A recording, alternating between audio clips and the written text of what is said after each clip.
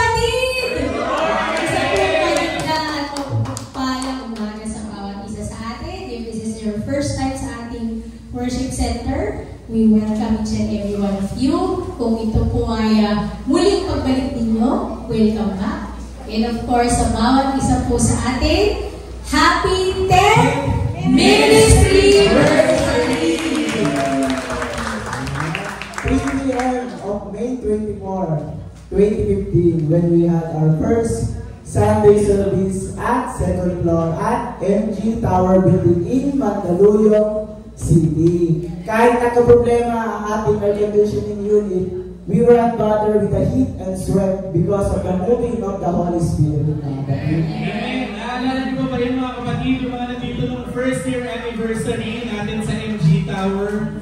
Fresh na fresh pa, na nag-start yung service natin ng malamig.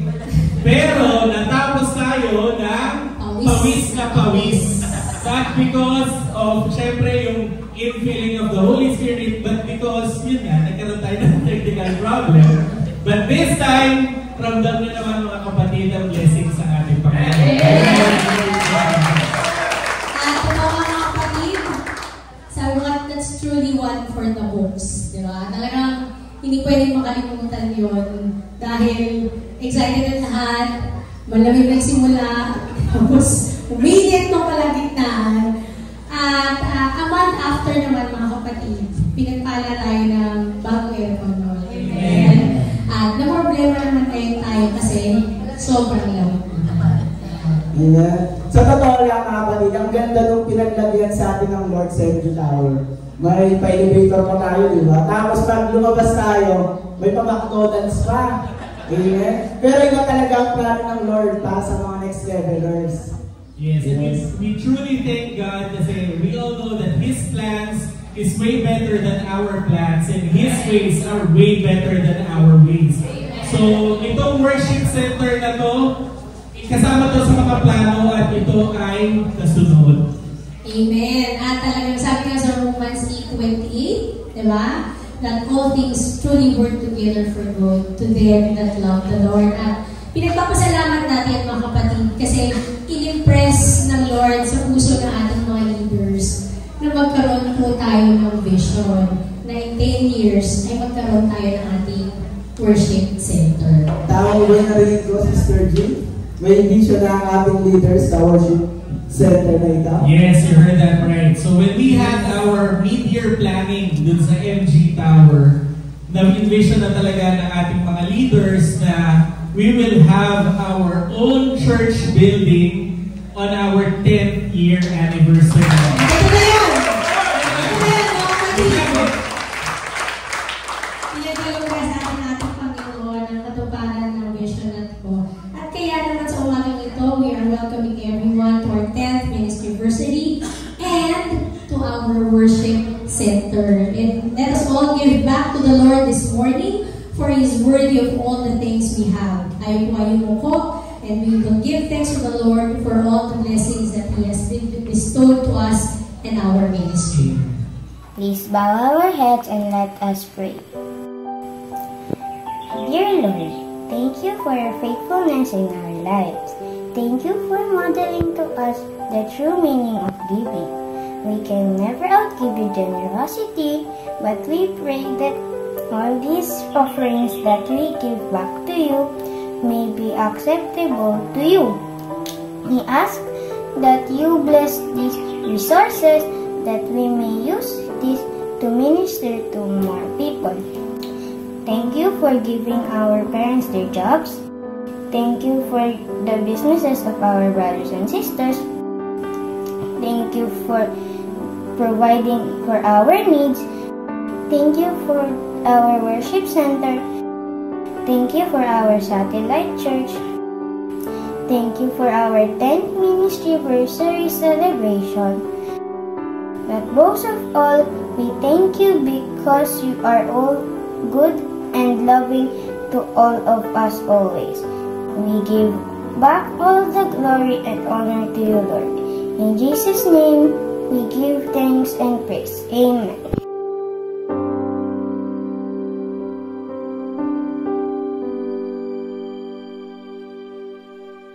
Let us celebrate today through the Word of God that will be given to us by our servant leader, the head pastor of Next Level Apostolic Church of the Savior, Elder Galo Breeze.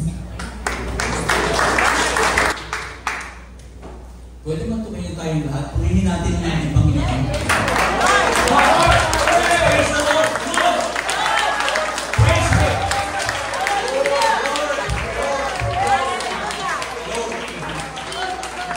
Hallelujah. Hallelujah. Makababalik na po ulit tayo sa ating mga salamat po.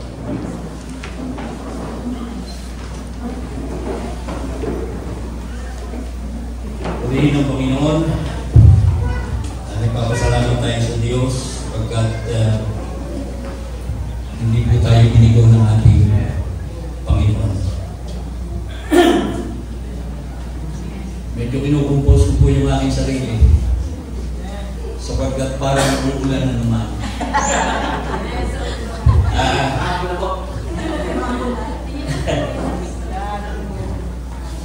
Wala pong pagsidla ng kaligayahan sa puso ng inyong lingkod.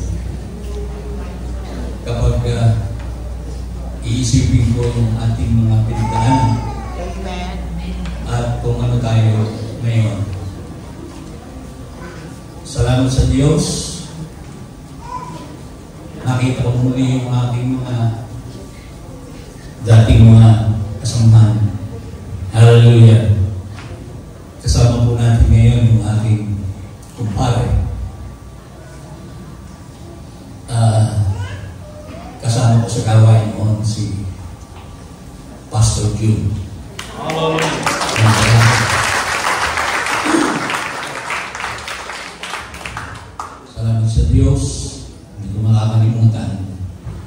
yung mga panahon na yun na ginugugol namin habang kami ay gumagawa sa Panginoon. From a broken road to a highway of grace. Ito po yung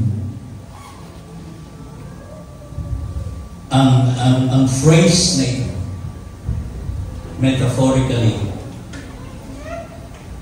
describes a journey of transformation where a path is marked by difficulty or hardship that leads to a path of divine favor, peace, and abundance. Nung inihahanda po ito, ay pinag-iisipan ko ito ng gusto. At wala po akong ibang maisip kung hindi balikan yung mga nakaraan.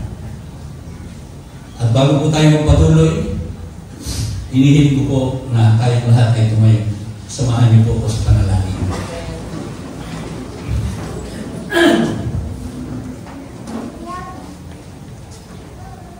Dakilang Diyos sa mga banal, pinupuri ka namin at pinasasalamatan sa araw na ito, Ma, na ipinagdalaw mo sa bawat isa upang ipagdiwang namin ang 10 taon ng ministeryo nito. Tunay nga, O Diyos, na Ikaw ay napakatakilang Diyos. Ikaw ay tapat sa iyong mga pangako. At kahit kailan, ay hindi mo kami pinabayaan. Kaya naman sa oras na ito, Panginoon, kaya nung ibigay namin sa iyo ang pinakamataas na papuri at pagluwalhati. At nawa, O Diyos, ay lalong maitaas ang iyong makapangyarihang pangalan sa pamamagitan ng mga salitang maririnig sa araw na ito. Umaasa kami, Panginoon, na ang iyong banal na Espiritu ang sasama sa amin sa pasimula hanggang sa katapusan. Ito po ang aming hinihiling sa pangalan ng aming Panginoon Jesucristo. Amen. Magpapabalik po tayo sa aming mga upahan. Katulad ng sinabi ko kanina, habang inihahanda ko po itong mensahe ito, ay tinignan ko po yung humigit kumulang ay 40 taon nung ako ay tumanggap sa Panginoon.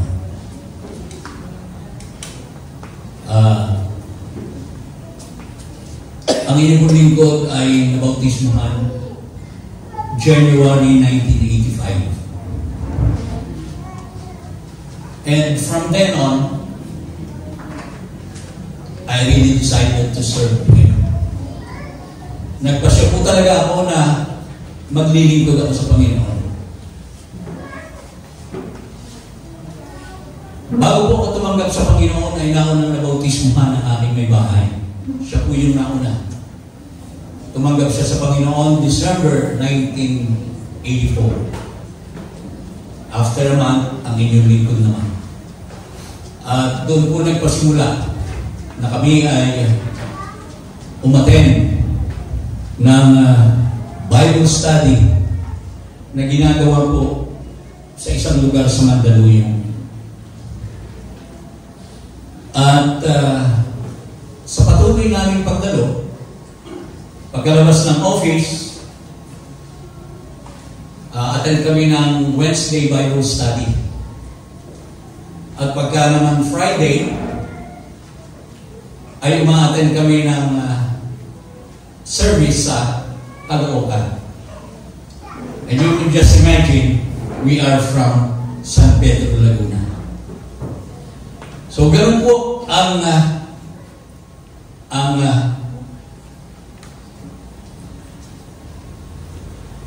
aming pinagdaanan. At naalala ko ang napakaraming mga pagsubok. I really can recall innumerable trials, challenges, and difficult experiences. But through it all, sa lahat ng iyon, ay ipinakita talaga ng Diyos ang kanyang napakadakilang pag-ibig at katapatan at ang katotohanan ng kanyang mga pangako. Doon sa Bible study na yun, sa aming pagdalo, unti-unti ay nadagdagan ang aking kaalaman at sapagkat baguhan, na-amaze ako sa pagpupuri, sa praise and worship. At ako po ay nagnais na matuto.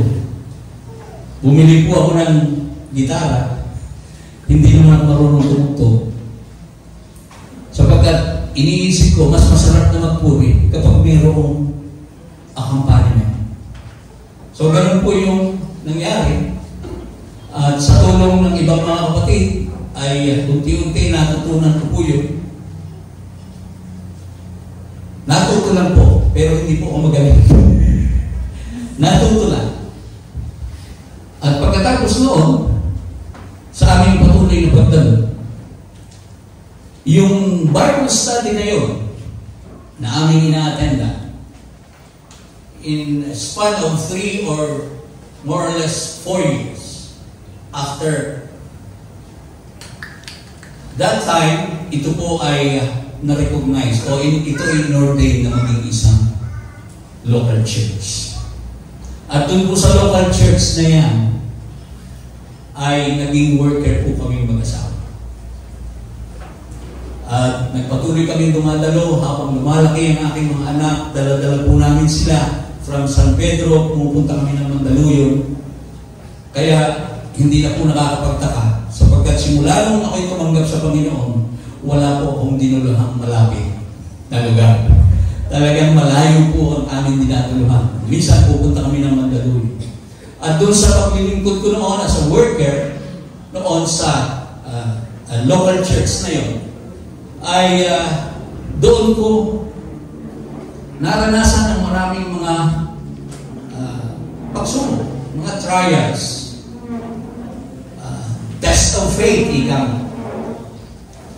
At marami din namang masasaya at magagandang alaala. Kasama sa paglilingkod kasi yun. At dumating po ang isang pagkakataon, isang panahon na pagkatapos ng mga ilang panahon ng pagiging worker noon, ay binigyan ako ng Panginoon ng isang napakabigat na responsibilidad.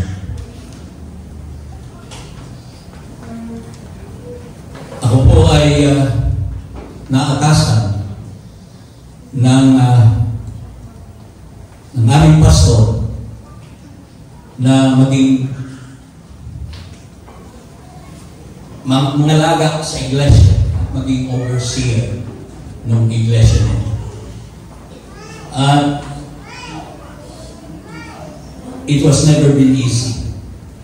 Hindi po yun napakadali. Considering yung present status namin, during that time, I have 3 sons in college, sabay-sabay. At kinakailangan kong gawin yun. Sapagkat nung ako'y tumanggap sa Panginoon, ang sabi ko, maglilingkod ako sa Panginoon. Pero hindi ko po inaasahan na sa ganung paraan. Napakabigat na responsibilidad. Nasa sakripisyo yung oras para sa pamilya. Pati na yung pangangailangan ng pamilya ay nasa sakripisyo. And during the time na ako ay nung local church na yun, nakita ko po ang pangangailangan na talagang nakafocus ako doon sa gawain. And during the time I was still employed, at habang ako ay nagtatrabaho, may mga pagkakataon na kinakailangan kong iwan yung aking trabaho para gawin yung aking tungkulin doon sa iglesia. Which, nakita ko po na parang ninanakawan ko yung opisina ko. Dahilan sa oras ng trabaho, salamat na lang sapagkat ang trabaho ko po noon nasa sales floor. Kaya hindi masyadong napapansin kung ako ay umaalis. Pero ganoon pa rin, nagnanakaw pa rin po ako ng oras. At na-convict po yung sarili ko doon. Sabi ko, kailangan hawak ko yung oras ko. At nagkataon naman noon, sabi ko nga, yung panahon na yon ay hindi tamang panahon sapagkat napakabigat na responsibilidad. May responsibilidad ka sa iyong sariling tahanan, sa iyong mga anak, nag-aaral, pero meron ka rin responsibilidad sa iglesia. Merong Bible study ng Wednesday, merong gawain ng Friday, merong Sunday service. Ang ginawa ko po noon, sapagkat nakikita ko na rin na nagkakaroon na ng imbalance ang aking income and expenses. Ang kailangan ko noon ay magkaroon ako ng pang-araw-araw na kita. Sapagkat kung aasa lang kami mag-asawa kung sa aming kinikita, monthly, hindi pa dumarating yung aming sweldo, ubos na. Naipangutang na. Pagkatapos nagkaroon ako ng ganong responsibilidad, nag-resign ako sa aking trabaho and I decided to have my own taxi business. Nag-taxi na lang po. Bago ko naman po ginawa yung pinag-aralan ko, tinignan ko kung paano ako kikita. At nakita ko naman maayos. Kaya lang, doon sa responsibilidad na meron ako, yung aking pagtatrabaho, hindi na ako kumpleto. Sapagkat pag Miyerkules merong gawain, pag Friday merong gawain, pagkatapos na uso kayang coding, so paano ako bibiyahe noon? Lalabas ako, bibiyahe ako, Lunes, Martes, Miyerkules, Kapraso, Huwebes, coding, Friday, Kapraso, dahil may gawain. Pagdating ng Sunday, hindi rin po ako pwede bumiyahe. Sapagkat para sa Panginoon na yan. You could just imagine during those times. At doon po nangyari na naramdaman ko yung bitterness. I was really bitter. Masama ang loob. Sabi ko, bakit ganito? Pero hindi ko rin naman po maikaila. Bagamat masama ang loob ko, kapag ako ay nasa gawain, iba yung nararamdaman ko. Hindi ko naaalala yung problema ko.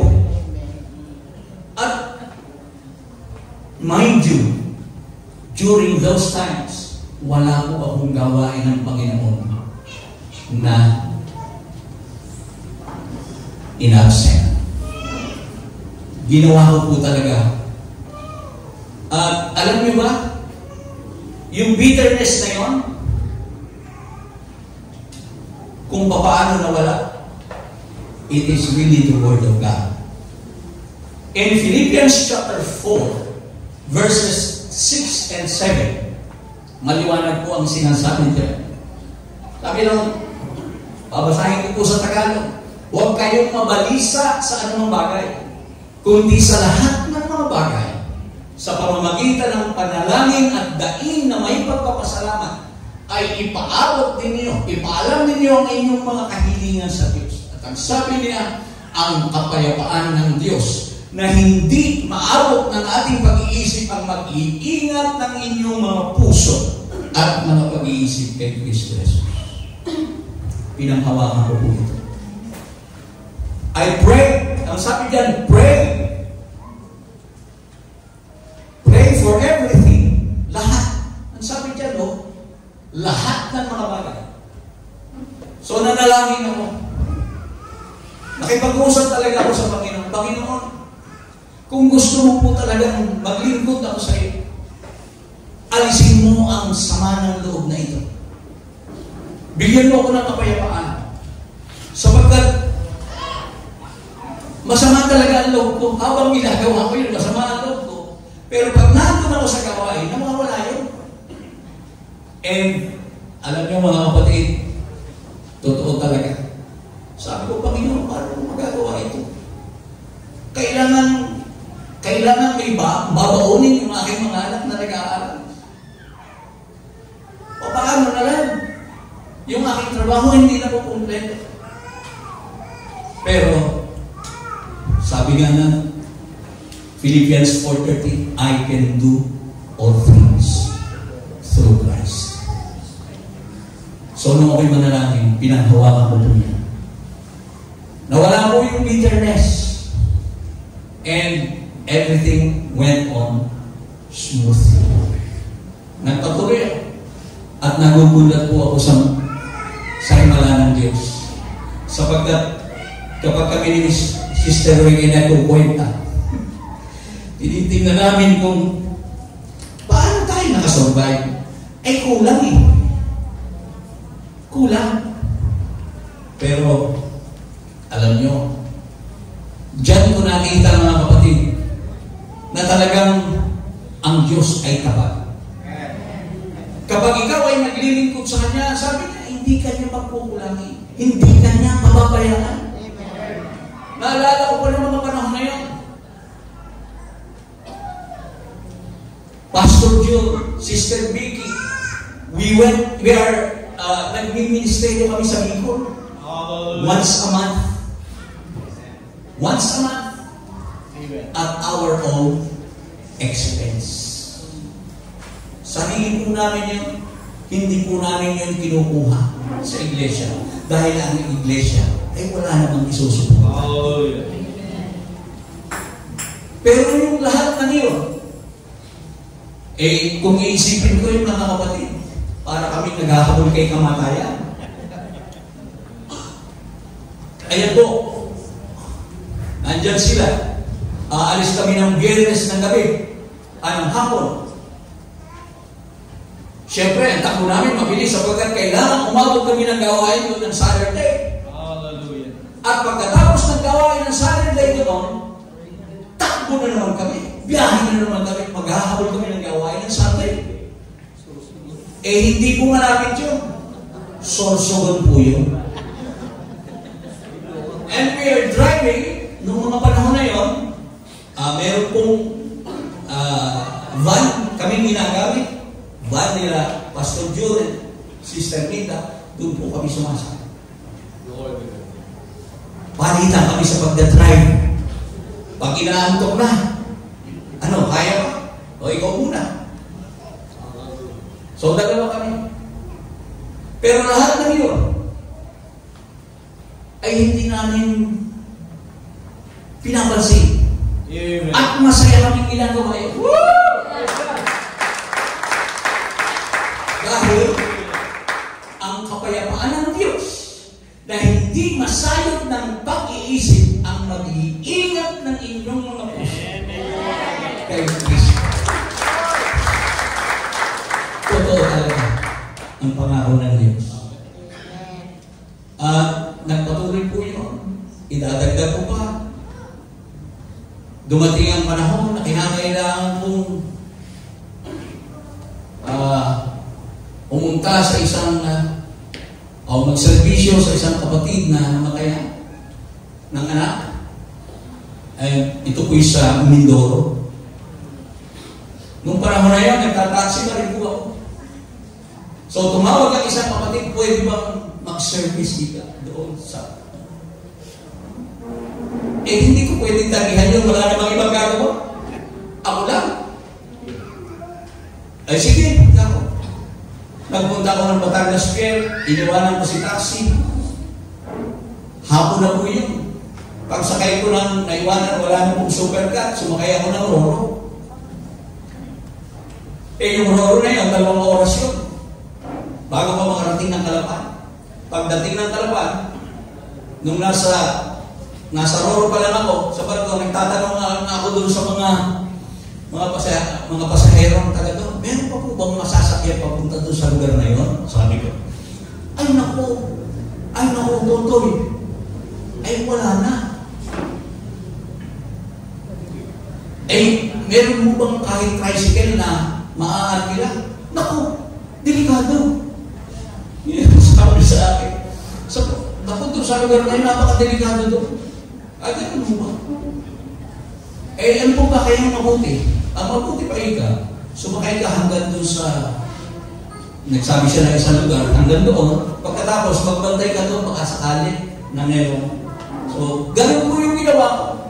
Matagal na po ako nakatayo doon. Wala naman ako nakikita na kaparada na tricycle o wala namang ibang dumadaan. So, I decided to walk.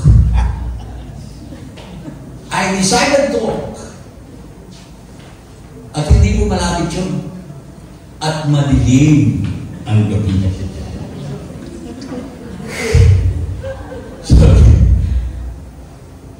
Alam nyo, ang dala-dala ko lang noon ay Biblia. Hawak si Biblia, naglakad ako sa dilim ng gabi, sa gitna ng daan ako dumadaan. Nakakita ako ng puno ng, ano tawag doon? Madre Cacao. Pumutol ako ng sanga. At yun ang hawak-hawak ko. Sapagkat habang ako'y naglalakad, nagkakahula ng mga aso. Hindi ko po gagawin yun. Hindi ko po ginagawa yun o magagawa yun kung hindi sa Panginoon. So, naglakad ako. Ang system, alam niyo po, pagdating ko dun sa service, maraming tao. Nung magse-service na, walang natong natin. Nawala na sila. Yung damdamin ko, nagtatalo, bakit gano'n? But then I have to do what God wants me to do. At pagkatapos noon, balik na naman ako ng Manila, sa amin. Umaga na, nung bumalik ako. So, those are times na masasabi ko na talagang dumadaan ako sa mga broken homes. Yung mga panahon na yon, maraming pasakit pa kung iisa-isahin. Baka hindi na po tayo matapos dito. But then, pagkatapos noon, dumating po yung isang pangyayari. There was an unexpected turn of events.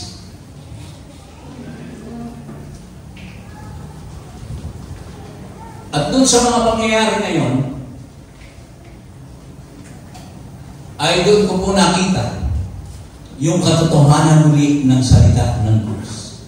Isaiah chapter 55, verses 8 and 9. Sabi niya, my thoughts are not your thoughts. Neither your ways are not my ways, declares the Lord. For as the heavens are higher than the earth, so are my ways higher than your ways and my thoughts than your thoughts. It was never my plan to pastor a church. Wala po akong plano na magpastor ng isang iglesia. But the Lord has another plan. And doon, mga kapatid, I came to realize that all the tests, lahat ng mga pagsubok, lahat ng mga sakit, lahat ng mga struggles na naranasan ng inyong lingkod were allowed by God. They were allowed by God to prepare me for this ministry. Noon ko lang po talaga nakita yan. Sapagkat, sabi ko nga, wala akong plano. At pagkatapos ng turn of events na yun, my wife and I, together with my family, hindi po namin alam kung saan kami, kung anong gagawin namin. Nagpasimula kaming maghanap. Dumadalaw kami sa Green Hills, no? Doon namin nakita si Brother Gabby na doon din pala dumadalaw. And after that, sabi ko nga, unexpected turn of events. Meron pong Bible study noon sa aming lugar, sa Batangas. At I was asking for a worker. Pero, ang sabi sa akin, no. Mga kamag-anak mo yan, ituloy mo yan. Sabi ko, ba't gano'n? Bakit gano'n? Pero hindi na rin po ako nagtanong. And yun po yung nangyari. May 2015, this ministry was established. May 2015. Hallelujah. Sapagkat iniisip ko noon, nung mga panahon na yun, na paano to? How would I serve these people? Pero alam niyo po ba ang ginawa ng Panginoon? Sabi ko nga, yung plano natin ay napakalayo sa plano ng Diyos. Tinipon niya kami. Tinipon niya kami. Together with our brethren in Teresa. At nung pasimulan po namin yung gawain natin sa MG Tower, kanina yung binabanggit ni Brother Rances, ano po yun? Talagang faith lang yun. Talagang puro faith yun. When my son talked to me, nakakita siya ng lugar, Dad, eto na po, dito na lang tayo. By faith, sabi niya. Sabi ko, Panginoon po, by faith daw. Ano po ang nagsabi? By faith? Paano yun? Hindi ko po papayagan yun. Pinapahiya ako dun sa anak ko. Kasi sabi ng anak ko, by faith. Ibig sabihin, by faith yung anak ko, ako wala. Ano ko lang yun? Ako lang yung nagdala sa kanya, sa Panginoon. Sabi ko, sige. Go! We started yung gawain natin sa Mandaluyong at MG Tower. At hindi rin po madali yun. Because our brethren from Teresa, pupunta sila doon kasi ang gawain natin doon 3 p.m. Kaya yung 3 p.m. ako naman kasi manggagaling ako ng Batangas doon sa ating gawain sa Batangas ko. So alis ako doon, kailangan present ako doon sa Mandaluyong. So hindi po madali yun. Kasi it entails expenses. May gastos po yun.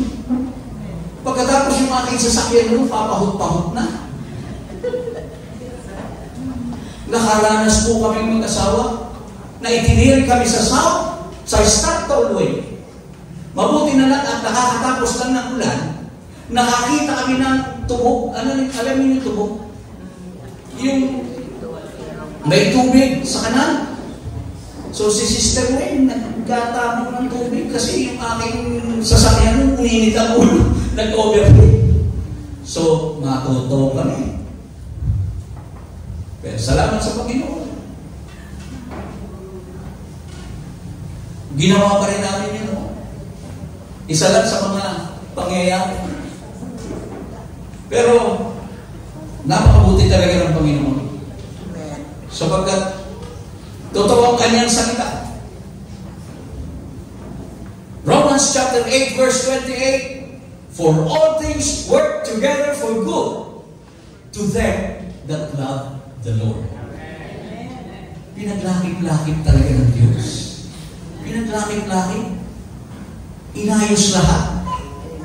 Hanggang sa nung tayo ay meron ng gawain, I know every one of us travel their broken roads of some kind. Meron tayong kanya-kanya. Hindi lang ang inyong lingkod. But those broken roads, yung lahat ng yun ang gumawa para maging ganito tayo ngayon. Can you say amen? Can we clap our hands together? Hallelujah! Praise the mighty name of Jesus. So, na-establish ang NLACS. May 2015. Yung pong ating rent doon ay medyo may kamahalan. Pero nagpo-provide pa rin talaga ang Panginoon. Salamat sa generosity na inilagay ng Diyos sa ating kapatiran. Bawat isa. Sapagkat alam ko kung bakit gano'n. Kung bakit sila umibig sa Diyos, sapagkat naunang umibig ang Diyos sa atin. Amen? Hallelujah! At nag-manifest na yung pag-ibig na yun, ang naging daan para tayo makakuha ng isang lugar na yun. Air-condition yung lugar, may elevator, sabi nga ni Brother Rances, pagkatapos sa ibaba, pag medyo nagugutom ka, meron McDonald's. Yun kung may pera ka. Paano kung wala? Diba? But then sabi ko nga, nagpo-provide ang Diyos. At yung ating mga young people noon, they were very active. No? At tuwa-tuwa ako noon. Nakikita ko pa sila ngayon, mga titulado na.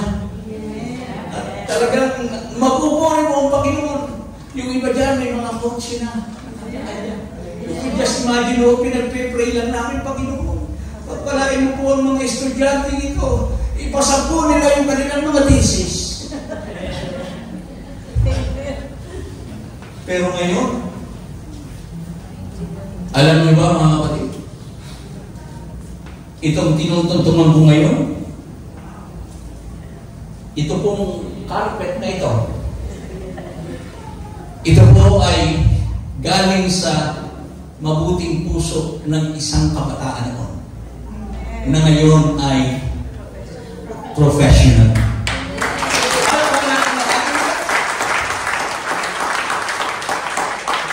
At kung hindi ako nagkakamali, meron nga ba?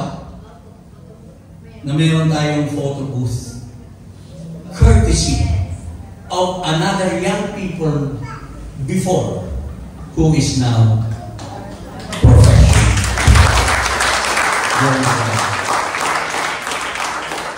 Because we walked our broken roads.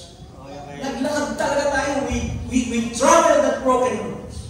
Hindi tayo tumigil. Dumating na naman ang isang suntok sa ating ministeryo. Pero bago yun,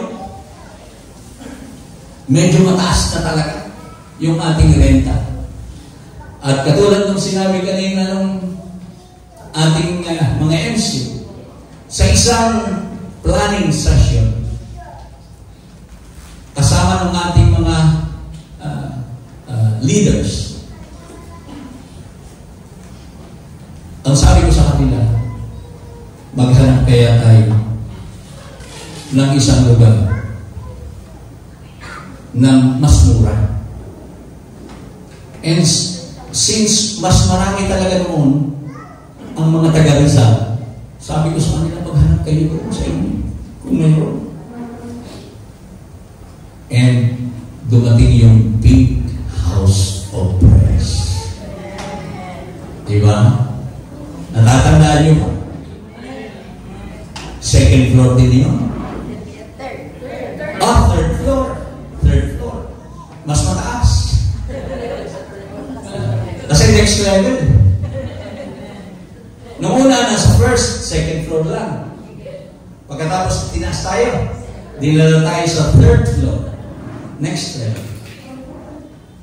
So, masagayang naglilingkod ang mga workers, ang mga young people noon, they were very active. Talaga. Immersed sa gawain. Pero dumating yung panahon. Meron na naman isang matinding pagsubok na dumating. Dumating po si COVID. So, nawala yung gawain, pero hindi po tumigil ang Panginoon sa kaniyang pagpapala sa atin. Because during COVID, pinakinabangan po natin ang ating mga techie, yung ating mahuhusay na mga ang tawag doon, IT. Yan. So, hindi natin yung gawain. Nagkaroon tayo ng online services. Meron din praise and worship.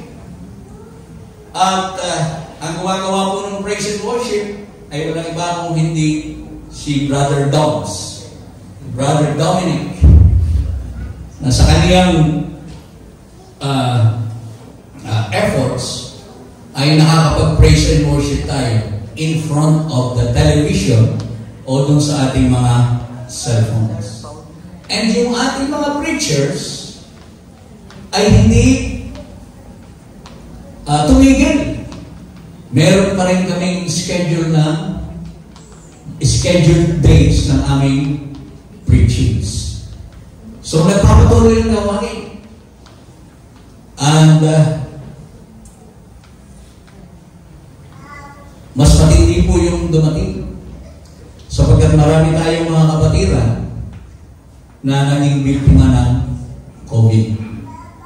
At ang pinakamatinding biktima mga kapatid ng COVID ay sa inyong lingkod.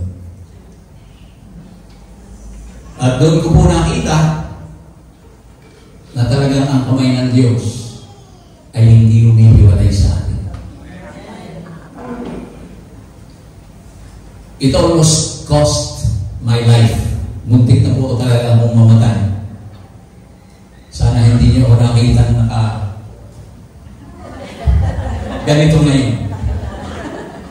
At marahil iba ang nagpipreach dito sa ating 10th anniversary. Pero sabi ko sa Panginoon, Panginoon! At ito po'y talagang tunay na karanasan. Nandun ako sa hospital bed. Malapit na akong mag-birthday. Sabi ko sa Panginoon, Panginoon, kung si King Hezekiah ay pinagkalooban mo ng dagdag na 15 taon, kung siya ay pinagkalooban mo naman, hindi mo kaya ibigay sa iyong lingkod yun. O maaaring higit pa. Yun ang sabi ko sa Panginoon. So, nung ako ay nasa deathbed, sabi niya, yung kapatid ko, i-describe sa akin yung aking paghinga. Na hindi ko naman nararamdaman gano'n. Hindi ko akalain na gano'n yun. Naging butot balat ako. Pero, hindi ko po naramdaman talaga na kukuhanin ako ng Diyos. Kaya lang, habang tumatagal, nagtututa na naman ako. Bakit gano'n? Panginoon, bakit ang tagal? Kung kukuhanin mo naman ako, okay lang. Kasi ang una kong iniisip sa totoo lang mga kapatid ang iglesia. Iniisip ko talaga yung iglesia. Pero nung ako'y pumikit at inalala ko yung ating magagaling ng mga manggagawa, ang aking anak, hallelujah, sabi ko, okay lang. Tatakbo ang iglesia. Kahit wala. Tapos, inisip ko yung aking may bahay. Sabi ko sa kanya noon, kaya mo po ba akong makita ng ganito? Sabi niya sa akin,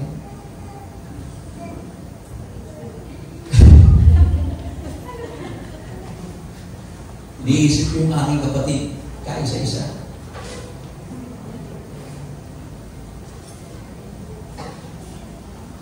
Paano yung kapatid ko?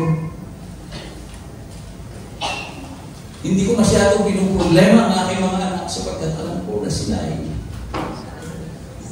they're okay na po sila. But I was thinking of my sister, my wife and my sister.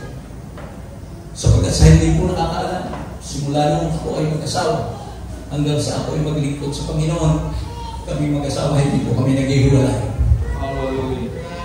Lagi po kami mag-asawa.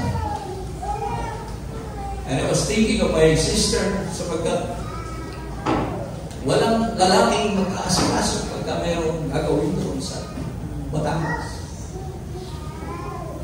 So, sabi ko sa Panginoon, Lord, kapag ako ay dumating sa aking birthday na hindi mo pa ako kinukuha, ibig sabihin, wish granted. And it happened. Dumating po yung aking kaarawan na ako yung buhay ng Panginoon. Sabi ko, thank you, Lord. Sigurado na yung limang taon. Sabi ko, sigurado na yung 15 taon. At pwede ba nagtagal ang Panginoon nyo? Pero kung 15 taon din lang, fine. Okay na. Matagal na rin tayo mabuhay. Amen? And during the time, I was 65. Kaya pagdating ko ng Otseta, pantayan niyo. Pagdating ko ng Otseta, at ako'y buhay pa, ibig sabihin, dinagdagan ng Diyos. Pero kung hindi na, that's my destiny. Haharap ko sa Panginoon. And I'm ready. Because I have traveled the road. And I am now in the highway of grace. Thank you, Lord. Thank you, Lord.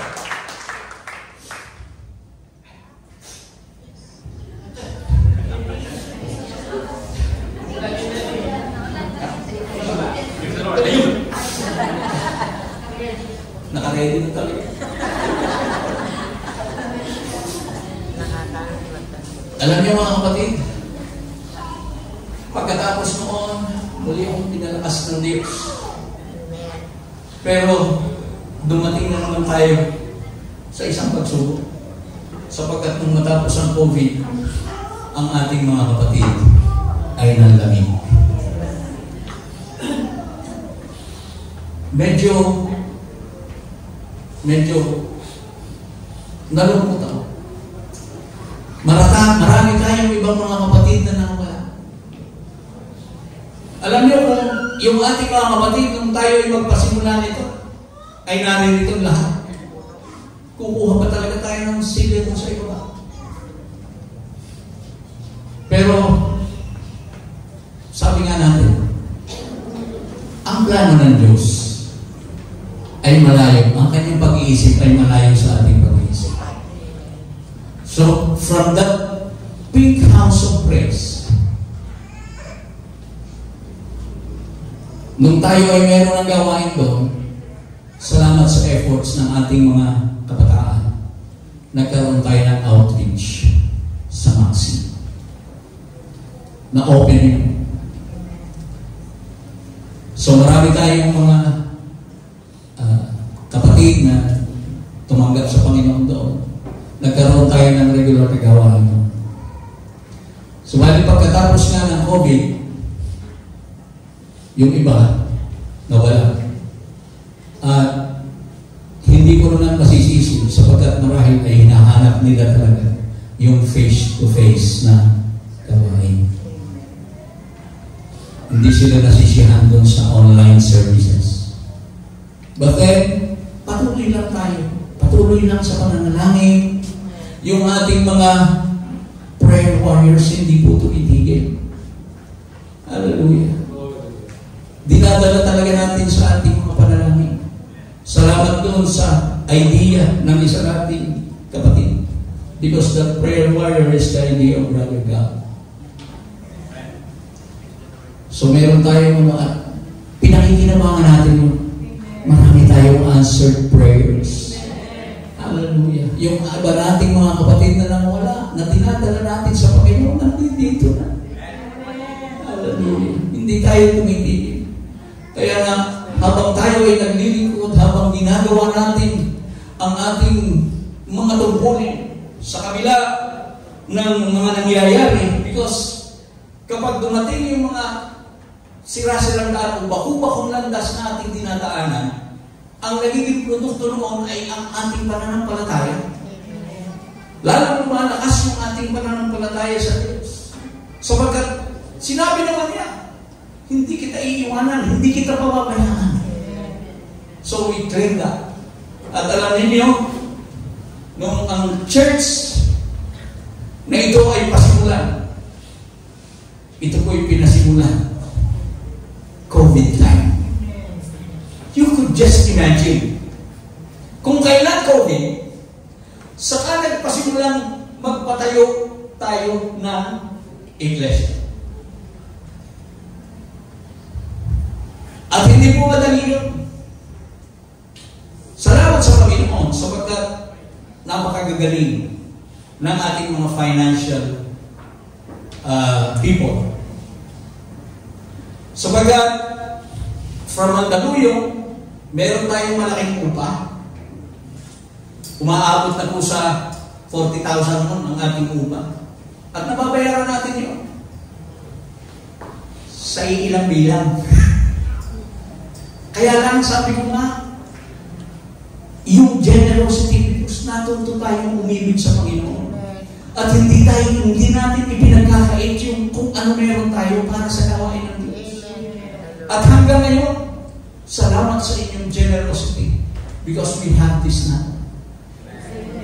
Hindi po mangyayari ito kung lahat tayo ganun.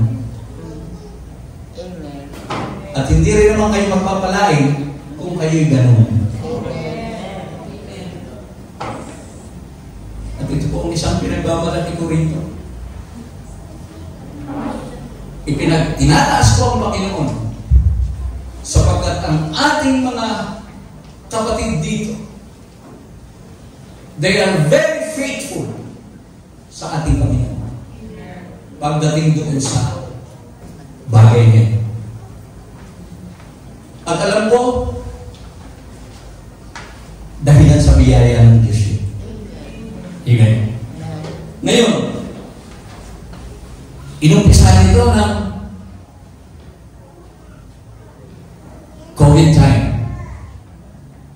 At nabuo po yung first floor. Pero bago po naganap yun, naggawain muna tayo pansamantala doon sa Maxi. Sa lugar ni Sister Emily. Courtesy of Sister Emily. Meron po siyang lugar doon sa Maxi. At doon muna tayo nagagawain unti-unti hanggang sa nakakaipon tayo. Sabi ko nga, ang laki ng bayad natin noon sa MG Towers. Pagdating natin dito sa big house, maliit na. So yung natitipid natin, nakaipon tayo ng ating ipagpapagawa ng first floor. Hanggang first floor na inabot. At pagkatapos ng first floor na yon, hallelujah, alam niyo ba na sa himala, meron po tayong kinukuhanan ng materyales ng utang. At pinauutang tayo hanggang gusto natin. Pero nagbabayad kasi tayo. Hindi naman tayo, hindi yung, kasi ang sabi sa Biblia, huwag kang magkaroon ng utang kanino man. Ibig sabihin, magbayad ka ng utang. Okay? So, natapos hanggang first floor, ubos yung savings. Sabi ko sa mga kapatid, stop, look, and listen. Sabi ko, stop muna tayo, ipon ulit, in God's time. Pero katulad ng sinabi kanina, doon sa ating gawain doon sa MG Tower, we plan, we envision, and we execute yung lahat ng plano, yung lahat ng visions natin, in-execute natin sa biyaya ng Diyos. From humble beginnings, sabi nga, here we are right now. At dyan natin makikita talaga yung phrase na yun, from a broken road to a highway of grace. Because God is so faithful.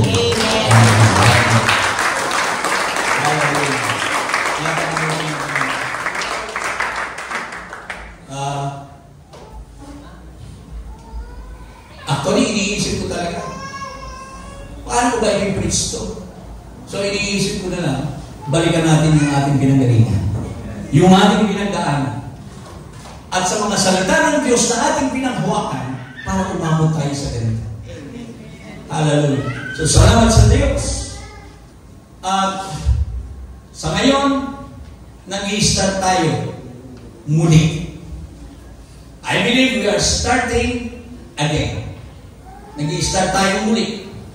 And I want you to claim this promise in Isaiah chapter 60, verse 22. Sabi diyan, the least one shall become a clan, and the smallest one a mighty nation. I am the Lord. In its time, I will hasten. Ibig sabihin, ang pinakamaliit ay magiging isang angkan, at ang pinakakakaunti ay magiging isang makapangyarihang bansa. Ako ang Panginoon. Ito ay mabilis kong gagawin sa kapanahunan nito. Panghawakan po natin ito. Ang sabi sa ibang talata, ang kakaunti ay magiging 1,000, at ang 1,000 ay magiging isang napakarami, sapagkat mapapangyarihin ng Diyos, sapagkat ang ating pinaglilingkod ng Diyos ay tapat sa kanyang mga pangako. Amen? Hallelujah. From humble beginnings, from a broken road to a highway of grace. And we are now journeying on that highway. We claim this. Angkinin po natin ito sa ating patuloy na paglilingkod sa ating Panginoon, sapagkat ang ating Diyos ay tapat. Tayo nga naman ang hindi nagiging tapat, pero ang Diyos laging tapat sa atin. Can you say amen? Hindi po siya nagbabago. Hindi siya nagkukulang. Tayo ay laging kulang. Sino ba ang nakasapat? Sabi nga, sino ba ang nakasapat? At doon po natin nakikita, sa hindi natin pagiging sapat, ang ating Diyos na pinaglilingkuran ay laging sapat. Hallelujah. Napakabuti ng ating Panginoon. At hindi po natin ito mararating, mga kapatid, kung hindi dahilan sa biyaya ng Diyos. Sabi ko nung minsan sa ating gawain sa Batangas, ibinabalita ko yung ating tagumpay dito. Sabi ko sa kanila, tapos na po yung ating second floor, maganda na po yung ating worship hall, at malaki po ang ating utang. Pero kaya natin bayaran noon. Pinatunayan na ng Diyos yan noon pa. Hallelujah. Nakabayad tayo noong una, bakit hindi tayo makakabayad ngayon? At kung hindi man tayo makabayad, dahilan sa ang Diyos ay babalik na. Darating na ang Panginoon. Hallelujah. At sigurado ako, mga kapatid, na siguraduhin natin na tayong lahat ay sama-samang sasalubong sa Panginoon dito sa mga ulo. Hallelujah. Napakahalaga ng bagay. Hallelujah. Tanda natin ang salita ng Diyos. Tingnan niyo yung nasa likuran natin. One Lord, one faith, one baptism. Praise be the name of Jesus. Amen. Mga kapatid, unawain natin yan. If there is only one Lord, there is only one faith, and there is only one baptism. If your faith is different from mine, if your baptism is different from mine, Ibig sabihin niya, isa lang ang tama. O maaaring pwede tayong mali, pareho. Pero that one Lord, one faith, one baptism ay ipinakita sa Biblia. Ano yan? Ano yung one Lord na yan? There is only one God. Yung Diyos na yan ay isang Espiritu. Uulitin ko. That one God is a Spirit. Manifested in three manifestations. That one Lord who is a Spirit manifested as the Father, He manifested as the Son, and He is a Spirit. Isa siyang Espiritu. Now, ano ang sabi sa bautismo? Meron mga nagbabautismo, ginagamit yung Matthew 28:19, baptizing them in the name of the Father, of the Son, and of the Holy Spirit. Now, I want to take this opportunity once again para ipaliwanag ang bagay nito. Because naririto tayo from humble beginnings. Naririto tayo nagtagumpay because we stick to this truth. Ang sabi sa Biblia, hanapin mo ang katotohanan at ang katotohanan ang magpapalaya sa inyo. The Word of God is the truth. Ang sabi sa John chapter 17 verse 17, pakabanalin mo sila sa katotohanan. Ang salita mo'y katotohanan. Hindi salita ni Brother Galo, hindi salita ni Brother Dom, ni Brother Rob, at ng iba parating mga preachers. It is the Word of God that is the truth. Kaya pag sinabi ng Diyos, isa lang, Panginoon, huwag mong sabihin, Diyos Ama, Diyos Anak, at Diyos Espiritu Santo. Wala mong ganun sa Biblia. Sa Biblia, ang nandun, Diyos Ama, Anak ng Diyos, at Espiritu Santo. Because, nung utusan ng Panginoon Jesucristo ang mga alagad, mga bautismo kayo, gawin ninyong disipulo ang mga lahat ng mga bansa, bautismo niyo sila sa pangalan ng Ama, ng Anak, at ng Espiritu Santo. Ang binabanggit po doon ay yung pangalan ng nag-iisang Diyos na tinawag na Ama, tinawag na Anak, at isang Espiritu. Amen. And that name is Jesus. Kaya nung si Pablo ay makaral, ang sabi niya, nagtanong yung mga tao, anong gagawin namin? Sabi niya ni Pablo, ni Pedro, magsisi kayo at magsipagbautismo ang bawat isa sa inyo sa pangalan ni Jesucristo.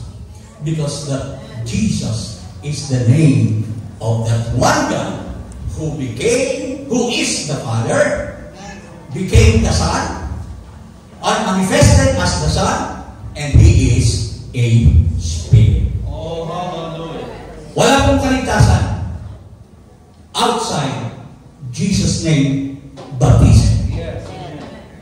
Kung gusto mo pumunta sa langit, obey the commandment of God. Obey His words.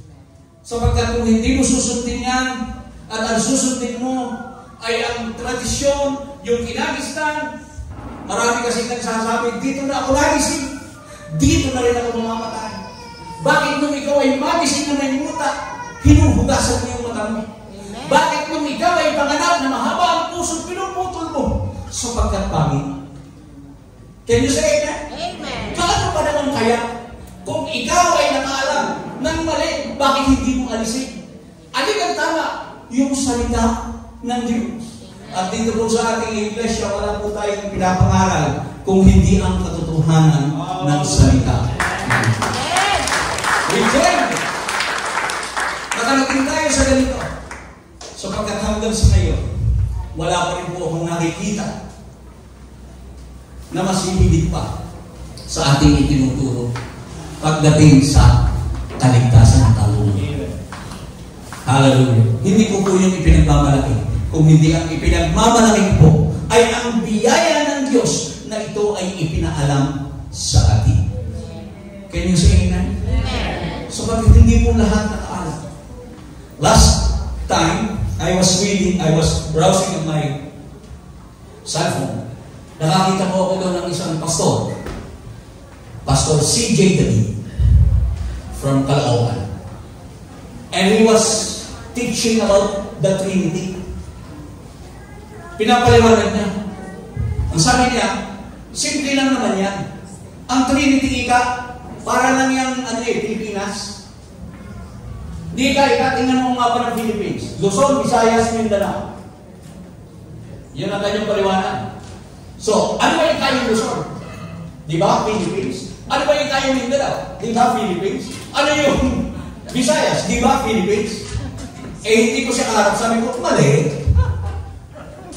Sala. Ano yung Luzon? Pilipinas ba yun? Luzon lang yun. Luzon lang. Para makumpleto yung Pilipinas, Luzon, Visayas, Mindanao. Amen? And that is the manifestation of one God. Okay? Sabi ng iba, yun ang kanilang paghalimbawa eh. Sabi niya, parang itlog yan. May pala, may yolk, at may puti. O, tatanungin ko kayo. Yung balat, anong tawag mo rin? Itlog ba yan? Balat na itlog.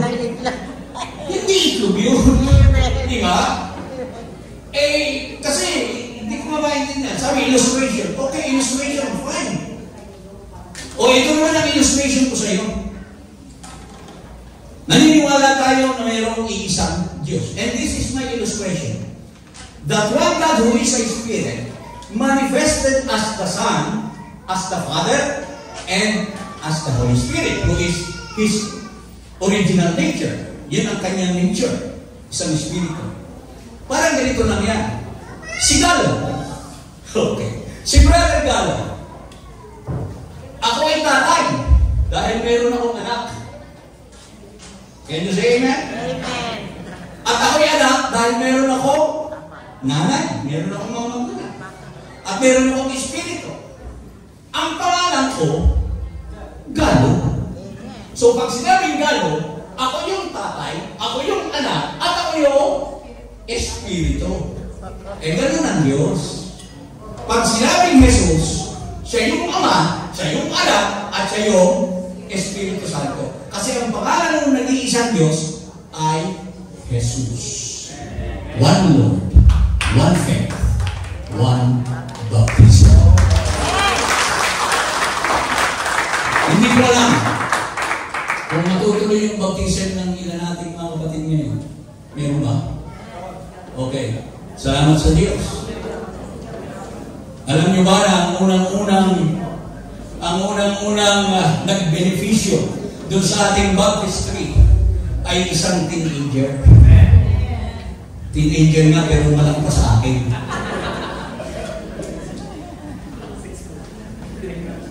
And you know what? I was really amazed sa pagkilos ng Diyos sa kanya. When we were bago ko kasi siya i-baptize, nag-usap kami doon sa ibaba. Pinalawanan ko muli sa kanya. At ang sabi ko sa kanya yung mahalagahan ng pagsisisi. And I was so amazed. Marunong ka ba ako magsisi? Oh. Pasimulan mo na yun. Yung po siya, humahagulgul po yung bata. I was really touched doon sa oras na. Doon ko po nakita talaga na no amount of preaching, no amount of words, man's words, but it is God kapag siyang humipo sa puso ng tao. Kaya kahit na anong gawin natin, kapag hindi hinipo ng Diyos ang puso ng ating mga sinisharean, they will never accept. At huwag kayong manghinawa, sapagkat hindi naman kayo ang tinatanggihan. Ang tinatanggihan nila ay ang Diyos. Amen. Amen? Amen. So, mabuti ang Panginoon. Let's claim this. Isaiah 60:22. Ang pinakamaliit ay magiging isang angkan at ang pinakakakaunti ay magiging isang makapangyarihang bansa. Ako ang Panginoon ito ay mabilis kong gagawin sa kapanahonan nito. Angkinin po natin ito. At magagalak ako, labis kong ikatutuwa kung talagang hindi na po tayo magkakasya dito sa ating worship center nito. At magkakaroon tayo ng service sa umaga at saka sa hapon. O maaaring meron pa rin sa gabi sapagkat hindi na magkasya kung isa lang. Mangyayari ito? Amen! Angkinin po natin ito. Ay, bumahal ito ngayon. Hallelujah, pasalamatan natin ng Diyos.